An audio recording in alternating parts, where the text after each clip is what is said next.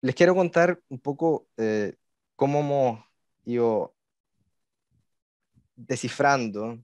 Un poco me va a costar esta presentación, hace mucho tiempo que no presento en español, pero hemos ido descifrando lo que pasa con las células del sistema inmune cuando se mueven. Como bien dijo Kenji, yo mismo siempre estaba interesado en la migración, probablemente por parte de mi experiencia personal. Yo hice mi PhD, todos mis estudios en Chile, y luego, antes de partir, trabajé con el doctor Farías. Trabajé en el laboratorio del doctor Sáez, que para ahorrarnos una pregunta no es mi padre ni mi pariente.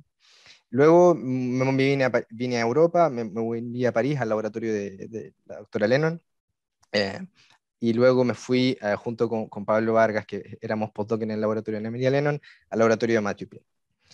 Esto para contarles un poco cómo fue mi proceso y cómo llegamos a hacer lo que estamos haciendo.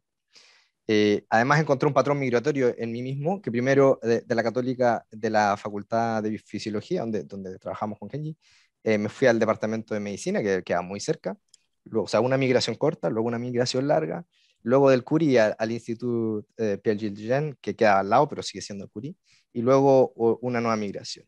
Y les quería contar que aquí, como muestra en el WOBA, eh, por las coincidencias de la vida, conocí a Kenji en la carrera. Como nuestros apellidos están muy cercanos, generalmente nos tocaba compartir de grupo en clase.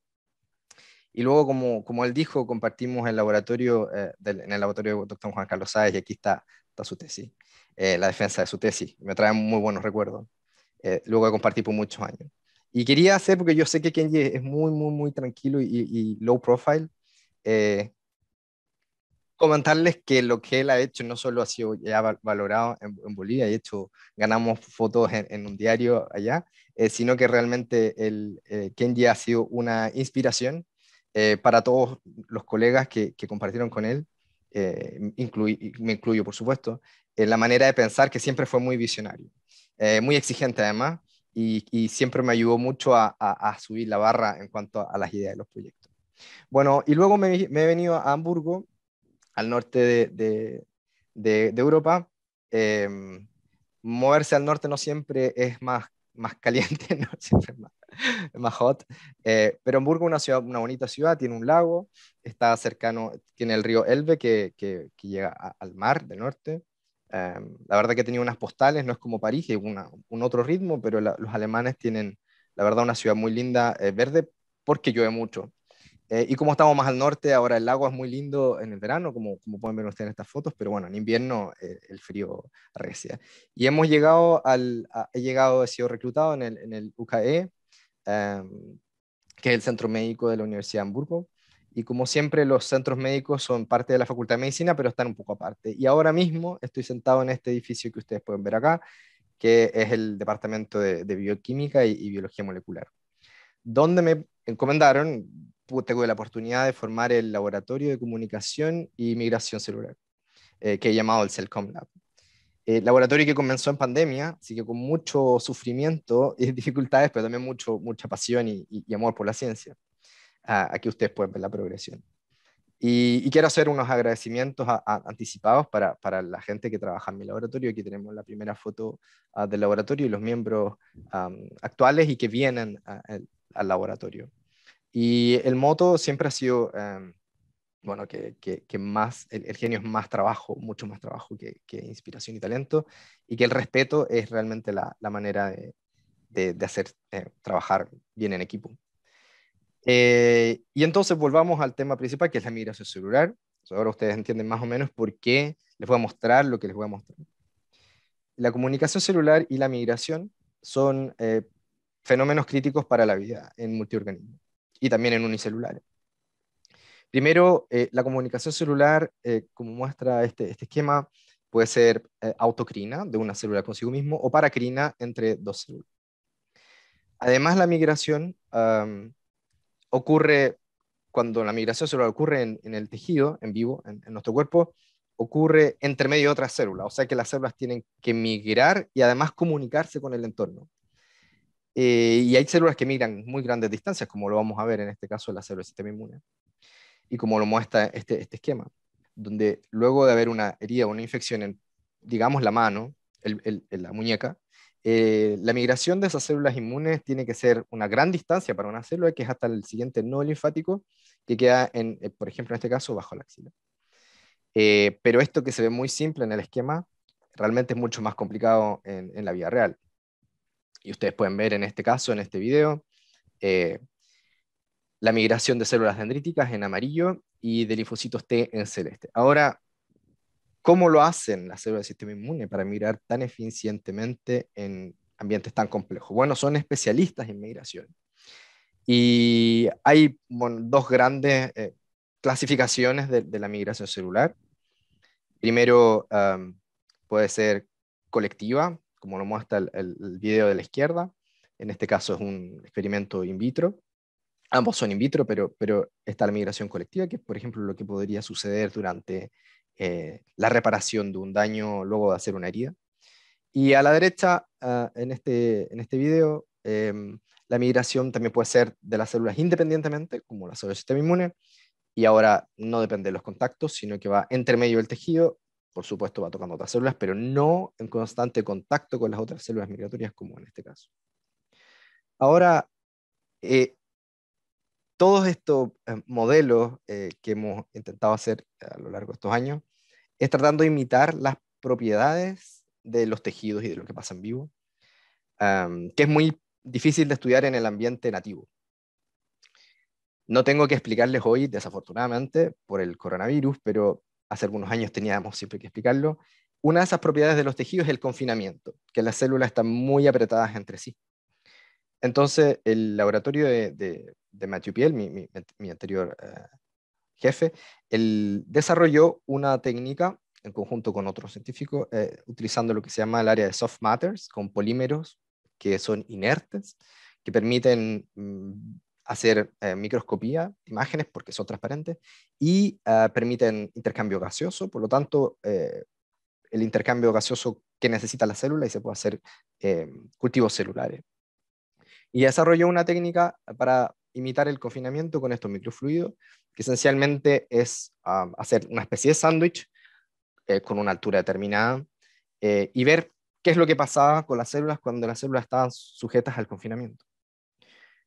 Como lo muestra este modelo, las células pueden tener un bajo nivel de confinamiento o un gran nivel de confinamiento, y esto induce una importante respuesta. Nadie dudaría hoy en día que el confinamiento genera cosas en los seres vivos. ¿Cómo se ve esto en la vida real? Bueno, se ve así. Esto es una imagen en 3D. Aquí ustedes ven una célula que está completamente redonda, no hay confinamiento. Luego, cuando hay un confinamiento de 10 micrones, o sea, la altura total es 10 micrones, la célula es básicamente como un panqueque, como un huevo frito, y luego con 5 micrones queda realmente como un panqueque.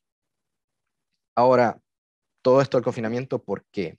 Sabemos que el confinamiento es una propiedad inherente de todos los tejidos. Las células están apretadas y hay condiciones en las que las células se apretan más. Pero la mayoría de los estudios previos eran en ambientes donde las células estaban en 2D, como se llama, que están libres en la placa de cultivo, donde no hay nada que las presione. Entonces, por ejemplo, en este caso una foto de células GELA en cultivo, que son muy activas, pero normalmente uno diría sésiles, no se mueven. Entonces, sabiendo que hay gente de diversas áreas, como he visto en este congreso, que me ha parecido muy interesante, he delineado el contorno de distintas células acá para que los que no están habituados a este tipo de imágenes las puedan reconocer. Entonces, acá hay casi una decena de células y están en cultivo. No hay nada en particular, solamente se le puede hacer un estímulo. Y haciendo imaging de esto, un video, como ustedes van a ver ahora, uno puede mirar la actividad de estas células y son bastante activas, como pueden ver en el video. Eh, con una estimulación se pueden inducir respuestas celulares, como pueden ver ustedes en la mitad. Ahora, al minuto 4, se agrega un tratamiento y las células hacen bleb, pero uno podría diferir en cuanto a la actividad intrínseca de las células, pero nadie podría decir que esta célula se está moviendo. Entonces podemos quedar de acuerdo en que las células cuando están en cultivo, en 2D, son bastante sésiles, no se mueven. Entonces mi jefe tuvo la idea de ver, bueno, qué pasa con las células cuando están sujetas al confinamiento. Y entonces confinó células HeLa, como ustedes ven a la derecha, y en un par de papers publicados en Cell, demostró que cuando las células están confinadas, y esta es una célula HeLa, tal como la de la izquierda, las células comienzan a moverse. Esto realmente fue una ruptura de paradigma, porque significa que lo que estaba estudiándose antes, sin hacerlo en confinamiento, podía no tener que ver con lo que pasa realmente en el tejido. Así que muchas de las cosas que se sabían tuvieron que ser revisitadas, rehechas para ver, realmente entender si era tal cual como se pensaba, ¿no? Y esto que ya viene de más de una década, este paper es del 2015, pero esta idea ya venía del 2008 en un anterior paper que ellos habían publicado, mis dos anteriores jefes, Ana María Lennon y Matthew Piel. Y entonces es como que rompieron el campo abriendo una nueva área que es el estudio de la migración celular con microfluidics. ¿Qué son los microfluidics? Son básicamente, como les decía antes, polímeros inertes que uno manipula de tal manera que genera cámaras y microsistemas que permiten manipular la forma celular. Uno de ellos, el típico, son los microcanales, que son básicamente como un túnel donde la célula entra y queda completamente confinada por los cuatro costados. ¿Cómo se ve esto? Pues se ve así. Ustedes ven acá una célula del sistema inmune, un leucocito, expresando una proteína fluorescente en verde y organelos en rojo, en este caso los lisosomas. Entonces, cuando uno hace esto con baja magnificación, se puede obtener datos con alta información y, como lo decía en su excelente presentación, Mohamed, eh, el data mining ha quedado, está como un poco en debe y ha sido realmente un boost para nosotros en el estudio de la migración celular, el poder ocupar este mismo microcanales y ver muchos microcanales con células dentro, migrando y cuantificar distintos parámetros como la velocidad, la direccionalidad, etcétera, y luego hacer zoom y ver cómo cada una de esas células se comporta para tener información a single cell level. También podemos manipular de tal manera estos microcanales que se cierran y las células tienen que deformarse, cosa que ocurre normalmente en los tejidos, y podemos evaluar la deformabilidad de las células. Como ustedes pueden ver acá, este leucocito no se hace ningún problema en cruzar esta constricción, como la llamamos. ¿Por qué en células del sistema inmune? Ya les dije que las células del sistema inmune son extremadamente eficientes en migrar en sistemas complejos, en microambientes muy complejos, y porque han roto muchos de los paradigmas que se conocían. Entonces, las células del sistema inmune migran de una manera que se llama ameboide, porque se asemeja a la morfología de las amebas. Y lo que se estudiaba normalmente en fibroblastos o queratinocitos, que son células de la piel, es migración de tipo mesenquimal.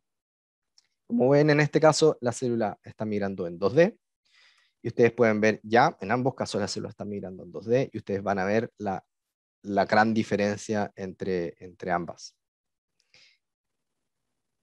Ahí van. Primero que nada, enlentecido el video de la célula ameboide, ustedes la ven que salta un poco el leucocito porque es demasiado rápido, mientras la migración mesenquimal es muy lenta, porque depende de la adhesión.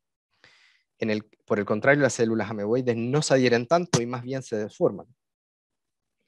Cuando esto lo analizamos en 3D ahora, la diferencia es aún más grande. Vemos que en una matriz en 3D, la célula mesenquimal va agarrando las fibras del colágeno, que es un componente de la matriz extracelular, que ustedes pueden ver acá, y va tirando las fibras, casi uno diría como colgándose una liana, para poder avanzar. Por el contrario, la célula del sistema inmune, un leucocito, en este caso no una célula dendrítica, digámoslo, mi célula favorita, va deformándose casi sin afectar la matriz, la afecta, pero mucho menos, porque no depende de la adhesión. Por lo tanto, pueden migrar mucho más rápido. Entonces, hemos dedicado gran parte de nuestra investigación, y lo compartíamos con Kenji, como yo decía antes, el estudio de las células dendríticas. Las células dendríticas pueden ser estimuladas por dos tipos de factores. Uno asociado a patógenos, que se llaman PAMPs, Pathogen Associated Molecular Patterns, y los otros asociados a daño celular, que se llaman DAMPs, de Damage Associated Molecular Patterns. Una célula dendrítica normalmente reside en el tejido, en todos los tejidos, y puede ser estimulada por estos dos grandes tipos de moléculas. El arquetípico de los patogénicos es LPS, el lipopolisacárido de bacterias gram negativas, y el típico señal de daño celular es ATP extracelular. El ATP está dentro de la célula, y si hay mucho ATP fuera de la célula significa que ha habido un daño. Esto induce la maduración de las células dendríticas, que ahora expresan una serie de receptores que no expresaban antes y que están relacionados con su nueva función. La función inicial de la célula dendrítica es detectar el daño y luego migrar para inducir la respuesta inmune. Para eso, rol clave juegan los receptores de quimioquinas que son liberadas por los vasos linfáticos, que son básicamente las carreteras que llevan las células del sistema inmune hasta los nodos linfáticos, donde empieza la respuesta inmune.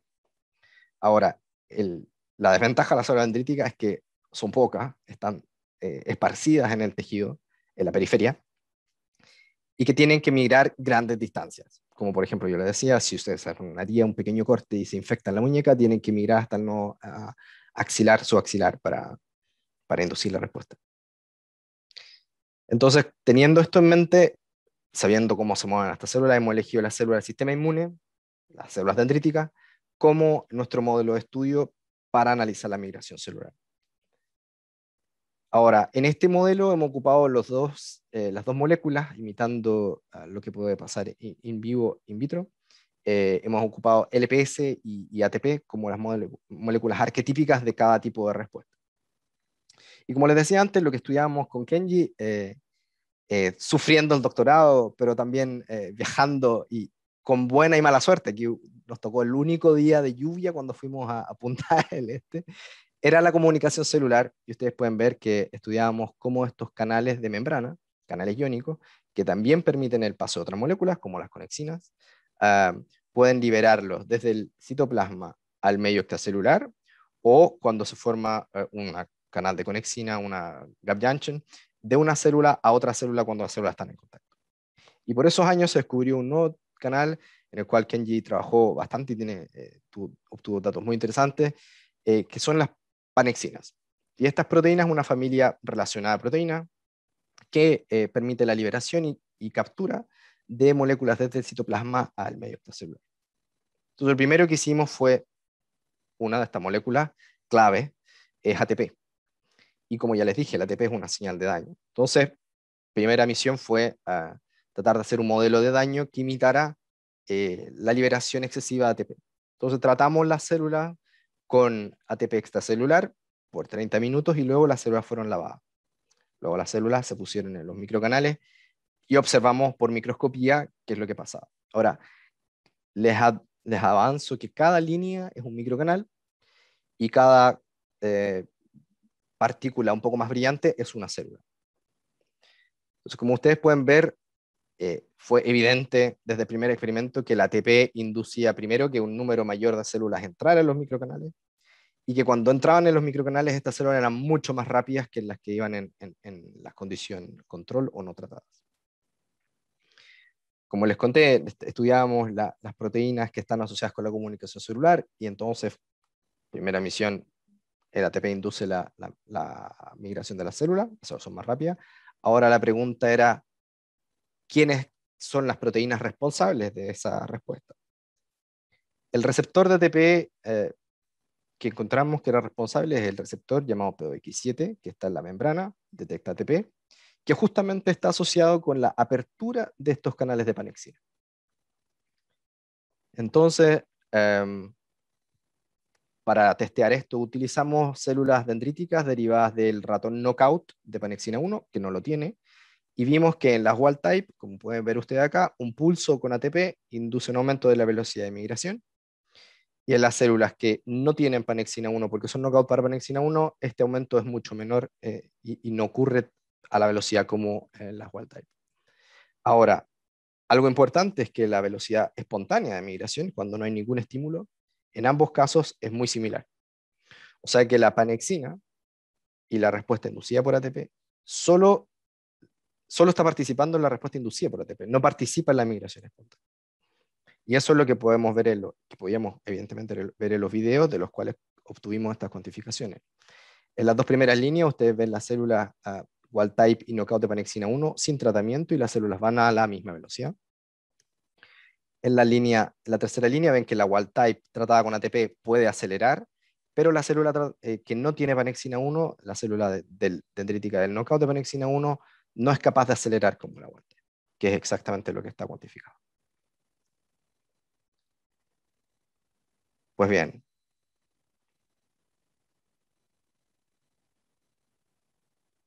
¿cuál es el rol de la panexina? Esa era la pregunta ahora.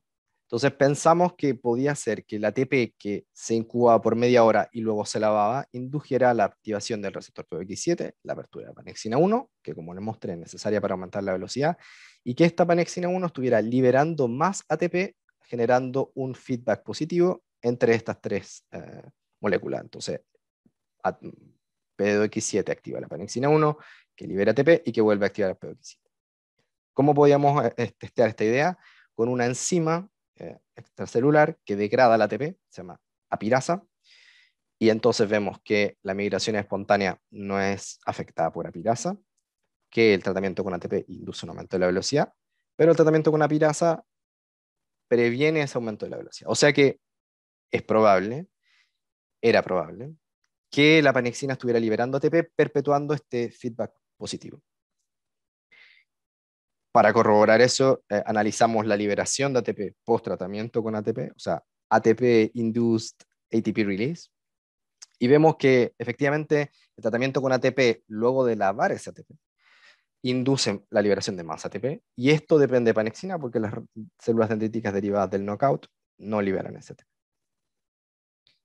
Ahora, como les mostré, las células dendríticas del knockout no pueden acelerar, y como muestra este gráfico, la hipótesis dice que es porque no pueden liberar ATP. O sea que estas células normalmente tienen el potencial para migrar, no liberan ATP, pero ese ATP normalmente debería estar dentro de la célula listo para ser liberado, solo que le falta el canal que permite esa liberación. Entonces pensamos que la predicción era que para rescatar en la migración de estas células knockout, lo que había que hacer era hacer lo que la célula no podía hacer por sí sola, que era liberar más ATP, y por lo tanto decidimos, en vez de hacer un pulso de 30 minutos, dejar el ATP afuera todo el tiempo. Y la predicción era correcta porque cuando las células wild type están tratadas continuamente con ATP, son más rápidas, y logramos rescatar ahora la migración de las células dendríticas knockout de panexina 1. Finalmente demostrando que la liberación de ATP posterior al estímulo era aún necesaria para sostener la migración rápida en el tiempo. Entonces, ahora, volviendo al signaling, la pregunta es, ¿y qué hay abajo? No les muestro por razones de tiempo, pero vimos que esta es la señalización que encontramos, que el receptor PBX7 induce un aumento del calcio intracelular, que esto activa la proteína quinasa, calmonina quinasa 2. Luego pasa algo y aumenta la velocidad. No lo pensamos demasiado, uno de los sospechosos clásicos de la migración, responsable de la migración, es actina y miosina, que permiten la contractilidad de la célula. Y permiten la contractilidad de la célula, que es el equivalente, para que se lo imaginen, como tener un globo y apretarlo atrás. Si uno aprieta el globo atrás, se mueve hacia adelante. Es exactamente lo mismo que sucede en esta célula. Entonces utilizamos células tratadas con y sin ATP, pero que expresan una versión de actina que es fluorescente verde, que se llama LifeAct. Y lo que vimos, nuevamente, que la célula tratada con ATP era más rápida que la no tratada. Vimos que había una serie la migración es bifásica, se dice, porque hay periodos de alta velocidad y unos ciertos stops. Y cuando esos stops ocurrían, y lo pueden ver en la comparación entre este video y el otro, y el de abajo, la localización de lo mayor pool de actina no era igual. Acá parece ser más adelante y acá parece ser más atrás. Al ojo eso se puede ver, y no puede decir que muchas células eso ocurre, y era así.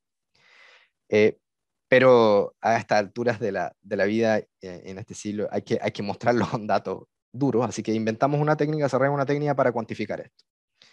Básicamente tomamos, y ahora la actina, en vez de verde, la muestro en escala de grises, tomamos células, videos de células tratadas en distintas condiciones, y luego tomamos esta secuencia de imágenes que ustedes ven acá, esta célula avanzando, es la misma célula avanzando en el tiempo, la alineamos, todo esto utilizando plugins y un software gratuito de libre acceso que es Fiji Imagery.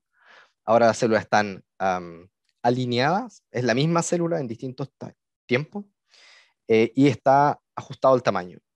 Y luego hacemos básicamente como tomar todo esto y juntarlo en solo una imagen, y eso se llama una proyección.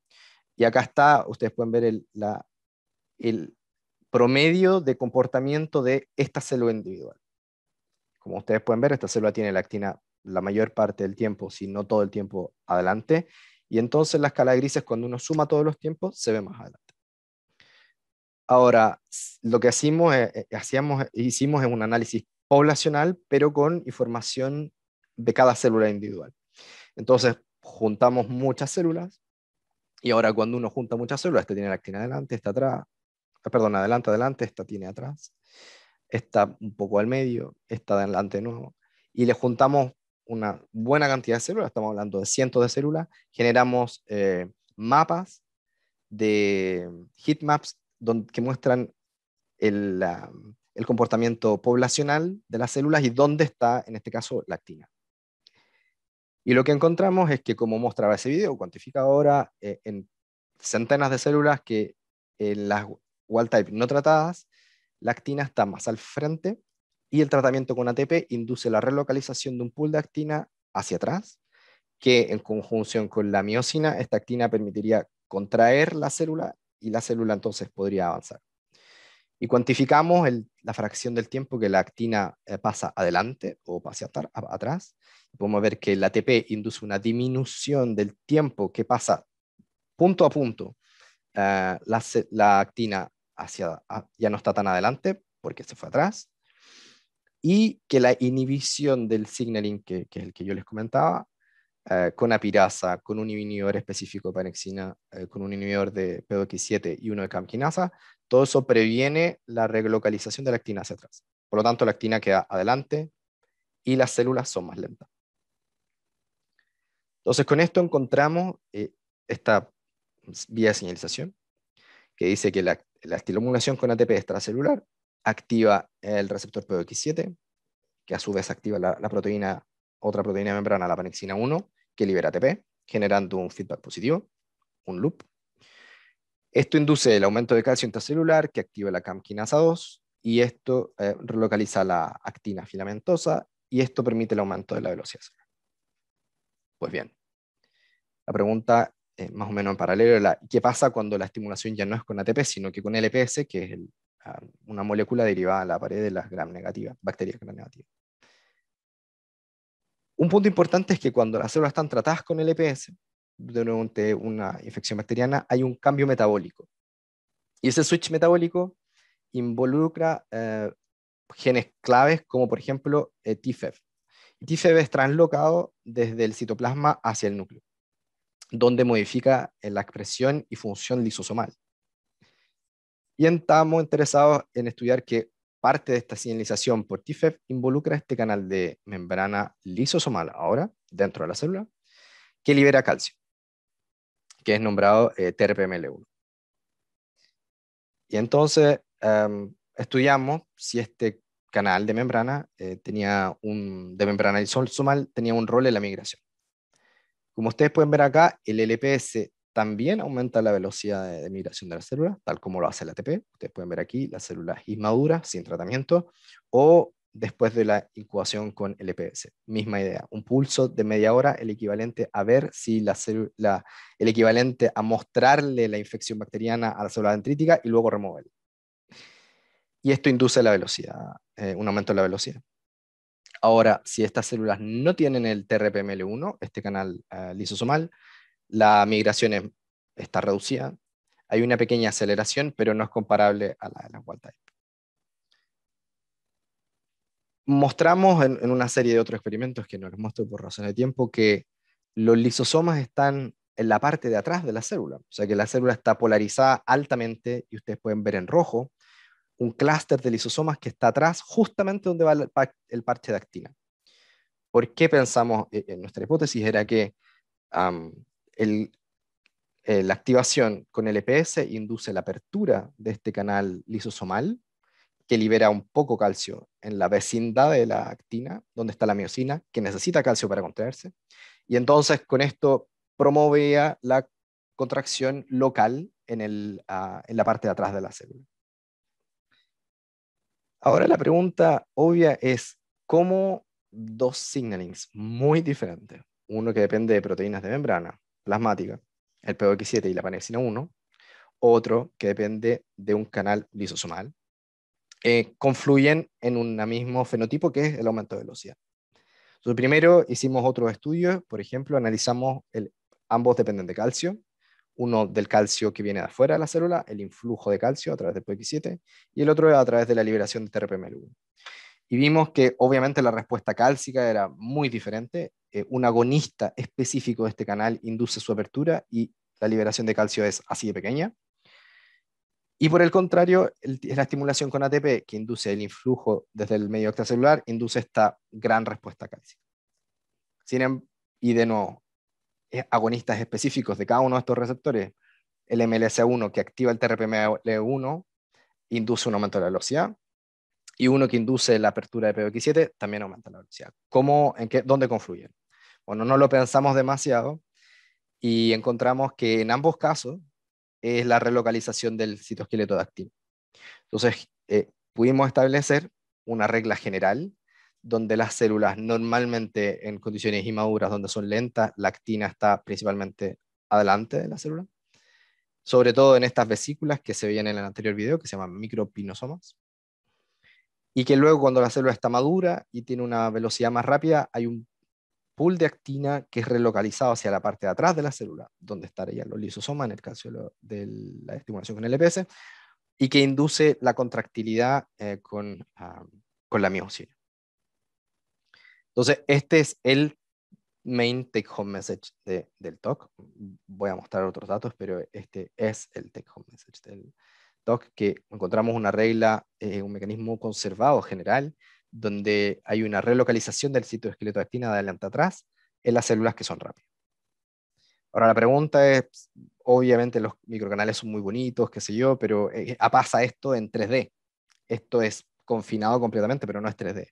Entonces repetimos los experimentos ahora utilizando una matriz extracelular de colágeno, y ustedes pueden ver que las células tratadas con ATP, no muestro aquí las no tratadas, pero son mucho más, se mueven mucho más las wild type con ATP que sin ATP, y cuando utilizamos las células knockout de panexina 1, se mueven mucho menos, y ustedes pueden ver que el color que se ve, la línea de color, refleja el camino recorrido por la célula, y es mucho menor cuando la célula knockout para panexina 1. Esto lo cuantificamos y entonces establecimos que las células no tratadas o wild type tienen una migración lenta y no persistente, que luego el tratamiento con ATP es rápida y persistente, mucho más direccional, y que esto falla en la ausencia de panexina 1, en las knockout. En este caso, cuantificando el desplazamiento total de las células evaluado en un mismo rango de tiempo.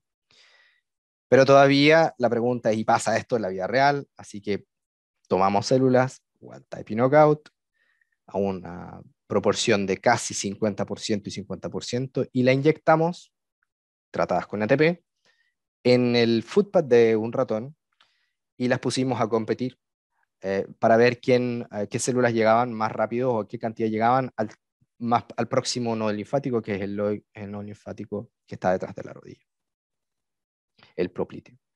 Y encontramos que las wild type llegan, las panexina 1 también llegan, pero a un menor número, mucho menor número. Y esto lo repetimos en una serie de ratones, invirtiendo los colores y una serie de controles.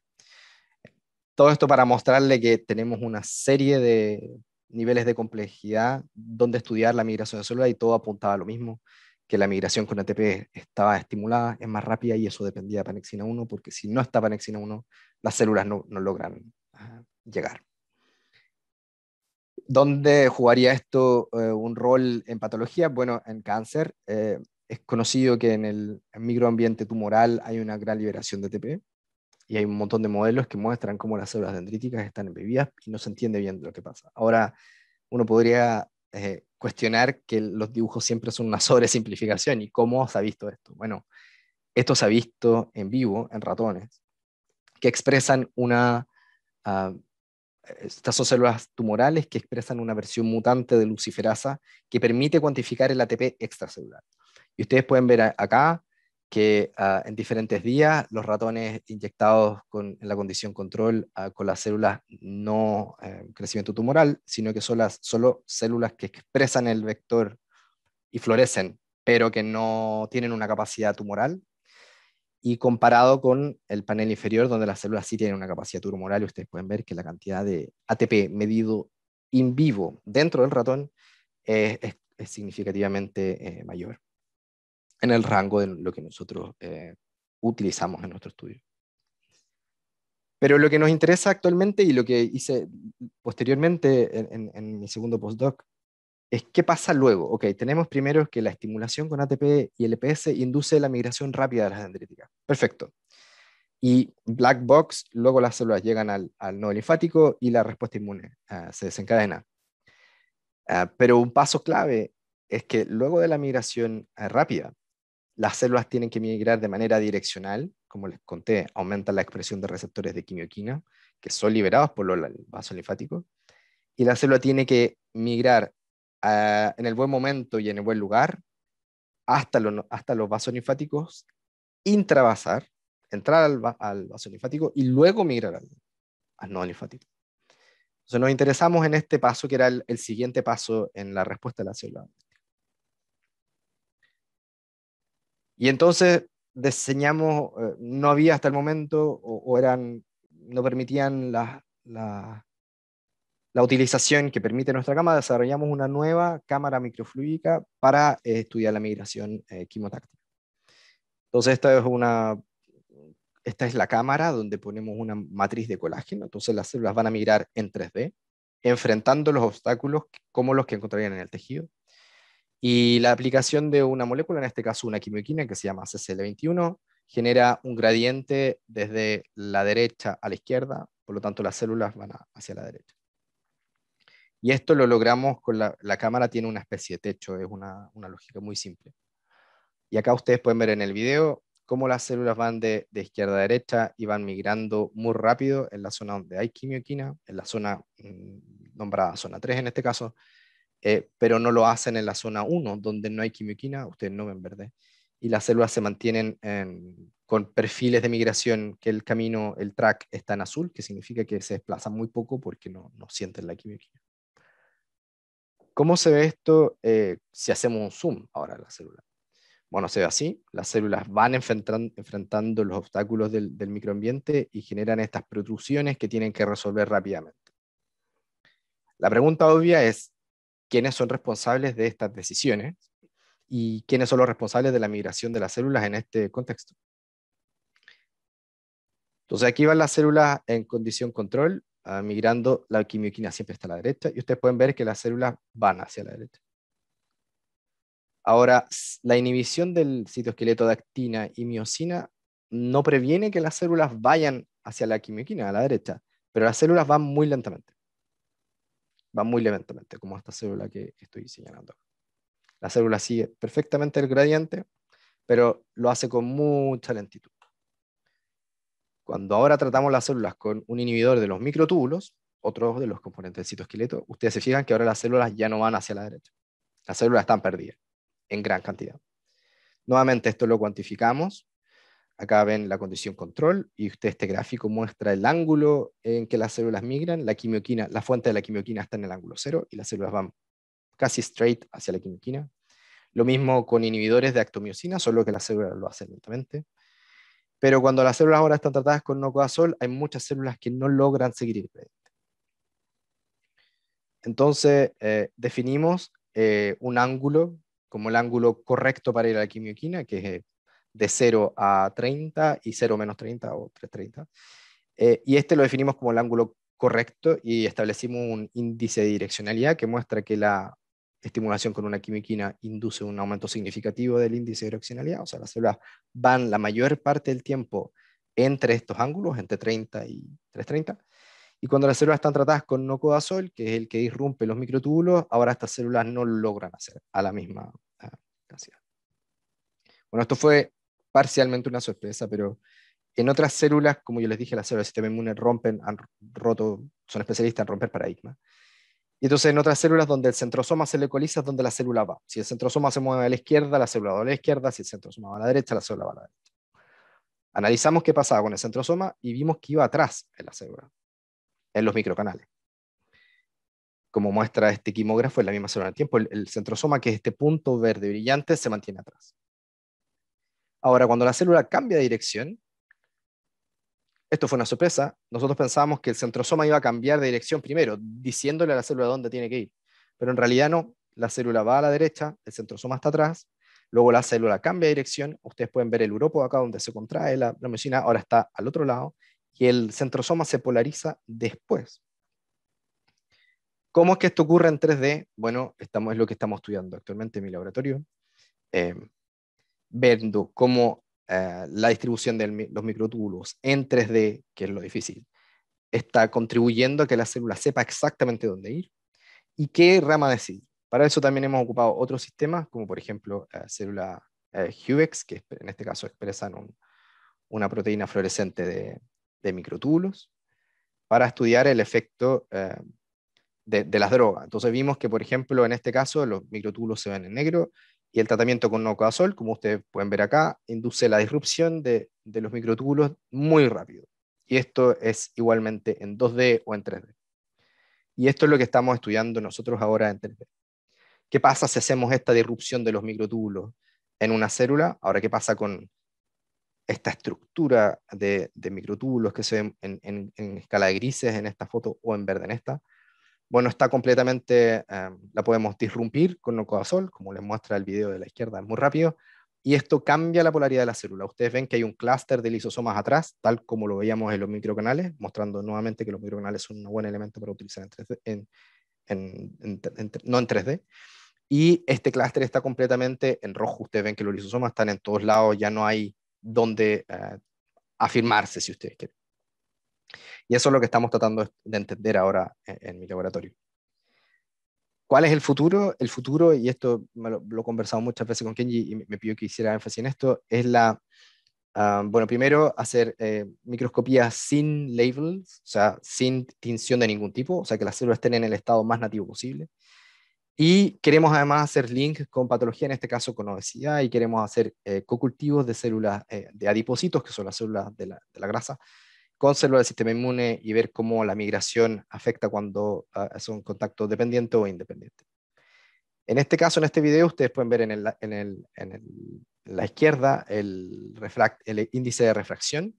Solamente detectando el índice de refracción, las células tienen, la luz cruza de manera diferente en la distintas partes de la célula. Y con eso podemos utilizar inteligencia artificial, sumado a la poca pero eficiente inteligencia humana, y esto puede detectar de manera semiautomática las gotas de grasa, las lipid droplets, que ustedes pueden ver en azul, distinguir cuál es el linfocito, que en este caso va en rojo, y el citoplasma del adipocito, que está en amarillo-verde. Si están interesados en testear alguna idea innovadora o tratar de romper un paradigma, por favor contáctenme, todos son bienvenidos. Como ustedes vieron en la presentación del equipo, tenemos la idea de hacer el equipo lo más internacional posible. Hoy en día, lamentablemente, está el coronavirus, pero tiene una ventaja que muchas más iniciativas han podido ser de manera remota, y de hecho han habido un par de internships que lo han hecho de manera remota, ayudándonos con el análisis de la migración, que como ustedes han visto, no, es bastante complejo. Si están interesados en ver, he hecho algunos webinars que han quedado registrados con todos los errores de pronunciación hasta la eternidad. Finalmente les quería hablar brevemente de dos temas. Sé que me queda un minuto. Ya lo veo aquí en la pantalla. Y es que en todo este proceso de internacionalización, si ustedes quieren, aprendí que, por ejemplo, la gente que viene de distintos backgrounds no tiene las mismas posibilidades, que es algo muy obvio, pero algo tan simple como ir a un meeting. Entonces, aquí en arriba ven las posibilidades de ir a un meeting sin visa, en verde, para alguien que viene de Alemania. A la derecha, alguien que viene de Chile. Pero ahora si vamos a alguien que viene de India, y hay muchos científicos que vienen de la India, las posibilidades son mucho más reducidas. ni hablar si hablamos de alguien de Pakistán. Así que hemos publicado un artículo hace poco con comentarios y consejos cómo mejorar los meetings científicos.